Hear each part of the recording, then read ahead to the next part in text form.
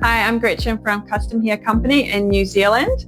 I see hundreds of women every year for wigs and toppers, and this is my preferred way of how to put your topper in to make sure it looks the most natural and undetectable. I'm going to show you what to do, and I'm also going to show you what not to do. For this demonstration video, I have just tied my very curly hair back and have the front out to blend into this topper. It's not necessary at home, it's just for this demonstration. So when we're going to put your topper in, we're going to make sure that all your clips are open. So pressing out to open them all up. See the teeth? That means they're open. If it's flat like that, that means it's closed. So open them all up, make sure all your clips are open. Then you're just going to make sure you've got a little tiny bit of your biological hair out here, because our topper wants to sit just behind it.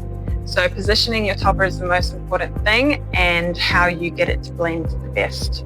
So with the topper, we find the front clip. I'm going to hold on to that. I'm going to flip the topper back, and then I'm looking for my front clip here. That's what I'm watching. I'm going to fold it down and just check the partings there. They match up quite well. So then we make sure that I can feel the little teeth. Fold that down on my scalp and press. And that's clipped in.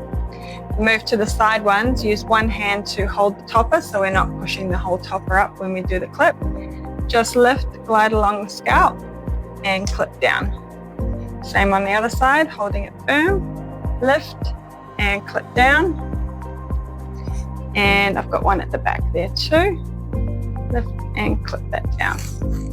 So now it's clipped on. I need to find those little front hairs of mine and bring them up and over just to blend. So all along the front I've got my own hair, and then the topper here is filling in my top section and recreating all of that. I'm just going to use my fingers to blend my biological hair and the topper in together. And that's it. Really as easy as 30 seconds to put it on. I always say when you get a topper, take it home and sit in the mirror, put it on and off for about 15 minutes so that when it's time to wear it, you're not in a panic. The more you wear it, the more it's going to start to shape to your head. You'll get a feel for where the clips go, and you'll be able to pop it on as you're walking out the door. So now that you know how to clip your topper on, I'm going to show you what not to do. The biggest mistakes I see with my clients are clipping it in the wrong place. So first thing, a lot of people ask, oh, I just want it in here, I just want to fill here. This is what happens. If you clip it further back, you're going to see a difference in your density. That's why it has to sit very close to your hairline to blend with the rest of it. If you come too far forward, you have the opposite problem of giving yourself an artificial hairline. So if we come too close,